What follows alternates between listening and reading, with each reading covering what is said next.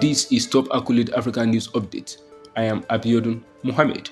The US-aid charity Catholic Relief Services says 2 of its staff have been killed in the troubled Amhara region of north-central Ethiopia. Two Tongik and Amari Kindeya were shot in their vehicle as they returned to the capital, Addis Ababa, from an assignment. Recent days have seen unrest and massive anti-government protests in the Amhara region by people unhappy at an official order for the dissolution of regional special forces. These fought alongside federal troops in the recent Tigray war.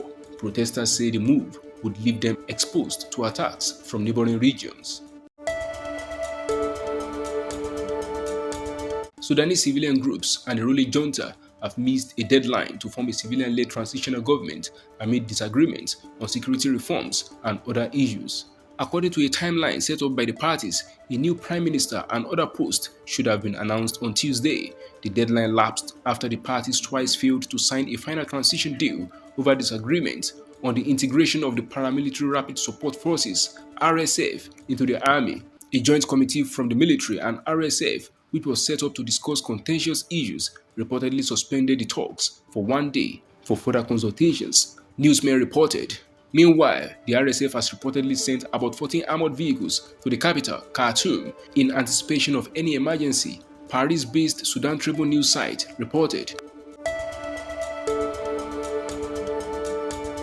An Egyptian official has described as, in quote, utterly baseless allegations in leaked Pentagon documents that Cairo planned to secretly produce and supply Russia with 40,000 missiles. The denial by an unnamed source has been carried by several pro-government news channels. The documents were obtained by the Washington Post from a leaked trove of US Defense Department papers. As part of the denial, the official was quoted as saying Cairo did not take sides in the Ukraine war. The Kremlin described the allegations as just another canard.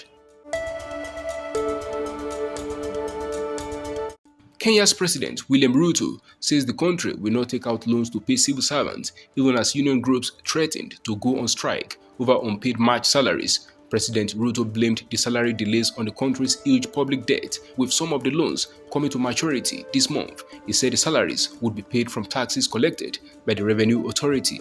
At least 2 workers' umbrella bodies have issued notices to down tools this week if they are not paid their dues. Speaking to local media on Monday, the president's chief economic advisor said the salaries would be paid by the end of the month, but advised the government to cut on wastage of public funds. Kenya's public debt now amounts to 65% of the national revenue. South African opposition party, the Economic Freedom Fighters (EFF), has called on Indian police to arrest and prosecute the Dalai Lama for child abuse after a video of his inappropriate interaction with a boy went viral. In the clip, the 87-year-old Tibetan spiritual leader is seen kissing a young boy on the lips and asking him to suck his tongue at a public event. The incident appears to have taken place at the Dalai Lama's temple in Dharamshala in February. Following an international outcry over the issue, the Dalai Lama has apologized, saying that he regretted the incident. Sticking one's tongue out can be a form of greeting in Tibet. The EFF said the lame apology should be rejected as it came a month after the incident. The Dalai Lama has been living in exile in India since fleeing Tibet in 1959 following an uprising against Chinese rule there. That is the size of Top Accolade African News. You can follow us on our social media platforms as displayed on your screen. Happy Tuesday!